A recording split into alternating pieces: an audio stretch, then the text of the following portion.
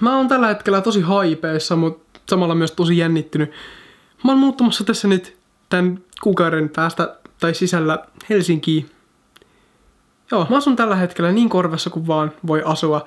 Ja tää on oikeasti tosi iso step up tähän koko hommaan. Mulla on tosi paljon asioita, mitä pitää hoitaa, niinku asioista, mitä pitää ottaa selvää. Mä en oikeesti tee niinku muuttamisesta vielä yhtään mitään oikeastaan. Mut joo, eiköhän se tästä lähde sit rullaamaan. Katsotaan missä ollaan kuukauden päästä. Mä lähden nyt Poriin hoitamaan veroasioita kuntoon. Sen kyllä vois hoitaa netissäkin, mutta mieluummin mä annan ammattilaisen hoitaa asian, kun täyttelen netissä ne paperit ite väärin. Mä sain tietää tässä pari päivää sitten, että lähin verotoimisto on sulkenut niin lopullisesti 2 viikkoa sitten, että mä joudun ajan Poriin asti tunnin. Yksi niistä suurimmista syistä, minkä takia mä oon kyllästynyt asumaan tuolla maaseudulla kaukana kaikesta, on juurikin ne välimatkat. Siis niinku, mua ei oikeesti kiinnosta ajella tuntia kotoa, että mä saan jotkut asiat hoidettua. Siis tää on aina niinku melkein koko päivän reissu, kun tänne lähtee.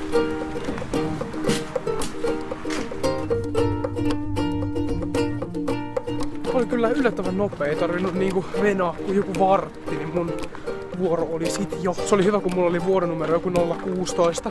Ja siinä luki, että palvelemme henkilöä numerolla joku 517. Mä olin silleen, no niin, tässä meneekin sitten koko loppupäivä.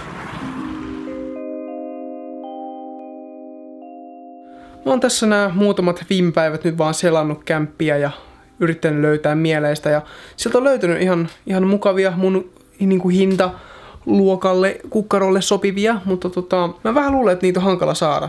Tai on silleen, kun ei ole vielä tärpännyt. Mutta kun mäkään en hirveän helposti pystynyt noihin näyttöihin menemään. Että se on sitten niinku sähköpostihaku tai sitten joku helsinkiläinen frendi käy heittää niitä asuntohakemuksia. Joo, mun isoin huolenaihe on nyt se, että mä en löydä kämppää ajoissa.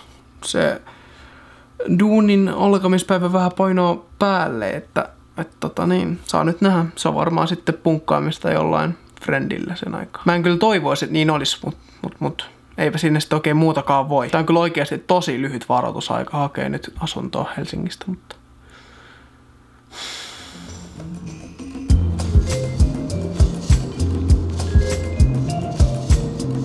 kävin äsken heittäis ylioppilasjuhlista saadut rahat pankkiin, koska ne on niinku lojunut ylioppilasjuhlista asti niinku mun hyllyllä vaan siinä niin kirjekuoressa ja nyt vasta sai aikaiseksi hoitaa ne. Niinku, mä oon hitain hoitaan asioita oikeesti. Mun piti käydä täällä jo eilen, mutta tää konttori menee kiinni jo 1. Mä kattelin eilen tuon Retkun Zelda-striimiä ja siinä sitten kattelin 1:05 kelloa. Mä olin silleen, noniin, kiva. Täältä siis ajaa jonkun 20 minsaa tänne pankille. Joo.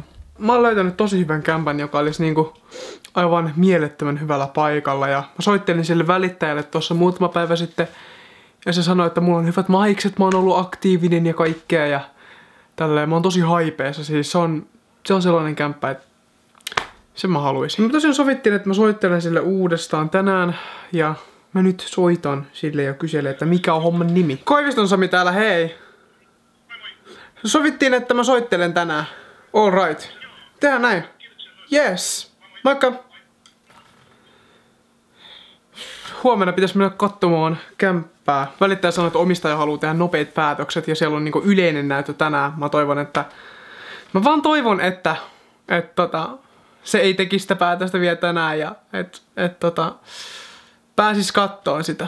Niinku, sit ollaan aika oikeasti pulassa, jos tää nyt ei mene niin kuin mä oon suunnitellut. Fuck. Mut joo, tuli jotenkin hirveen epävarma olo taas. Are you big enough? Are you strong enough? Are you big enough? Välittäjä soitti eilen uudestaan ja sanoi, että mitään päätöksiä ei ole vielä tehty, joka on tosi hyvä juttu. Joten mä oon nyt menossa kattoo sitä kämppää. Mä todellakin toivon, että tää voi vielä kaikki mennä metsään. Nyt on aika ottaa mukava asento. Toivotamme teille miellyttävää matkaa. Täällä vähän kaikuu. Jännä fiilis. Niinku mä onnistuin. Mä oon ihan tyytyväinen tähän kämppään. Vähän on pieni, mut kyllä täällä asustaa ihan mukavasti. Meidän Samppa muuttaa kuule isolle kylälle. Todellakin. Kuinka siistiä. Tulee kiire, jos mä nyt lähden, joten moikka! Matkasta selvitty. Huomenna täytyy käydä pankissa ja duunaa kaikki sähkösopparit sun muut saman tien kondikseen ja sunnuntain takas viemään ekoihin semmosia pieniä kamoja, et sinne voi jäädä. Miten voikin olla 2 päivän reissusta mukaan näin poikki? Mä pääsen kotiin, mä rojaan sohvalla ja nukun. Nyt olisi tarkoitus purkaa tää seinä tästä. Mä saan sitten kämpän seinille näitä muistoja ja kaikkea muuta. Mä vähän karsin tosta varmaan jotain pois ja laittelen sitten uusia myöhemmin sitten. Tossa seinällä on siis ollut paljon kaikenlaisia muistoja, niin kuin kavereiden piirustuksia ja tuliaisia Lontoosta, vanhoja valokuvia ja ihan törkeästi leffalippuja. Ja sitten myös aika paljon kaikkea muuta ihmessälää tossa. Pakkailut edistyy. Mä otan nää pari reppua ja tän laukun huomenna mukaan ja pitäis sitten pärjätä mahdollisimman vähällä tää viikko. Mä joudun nukkuu makuupussissa viikon.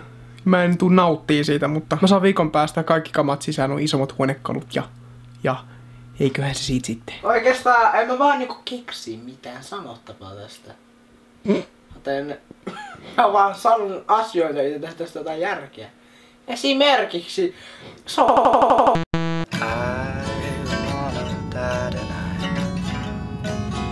So nothing will ruin us, is what a psychopath might say if they wrote.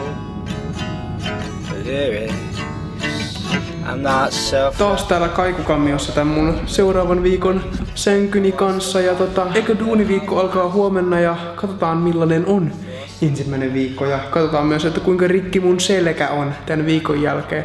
Mä niin odotan, että mä saan mun kamat sisään oikeesti. Muutama työpäivä ja 1 vapaapäivä takana. Ja mä tajusin, että mä en ole hirveämmin avannut tää Helsinkiin muuttohommaa silleen suuremmin ollenkaan.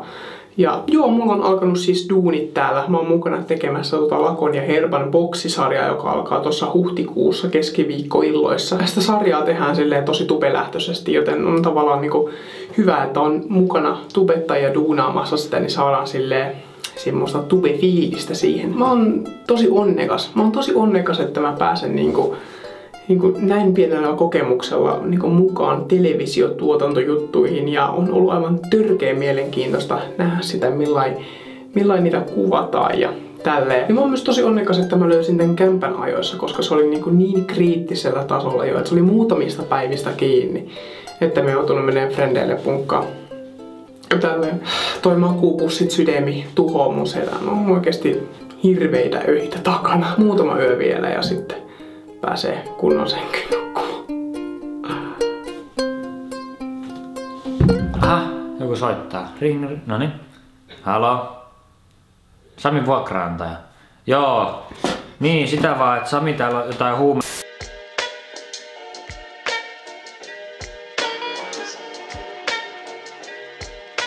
Nice.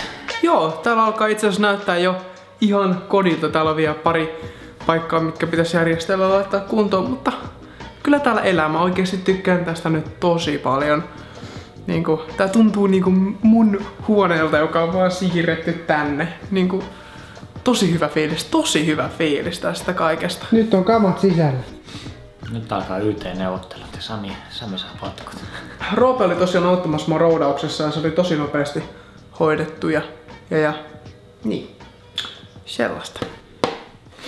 Samilla pysyy hommat kunnossa, kun Hämähänkin seitissä kaikkia.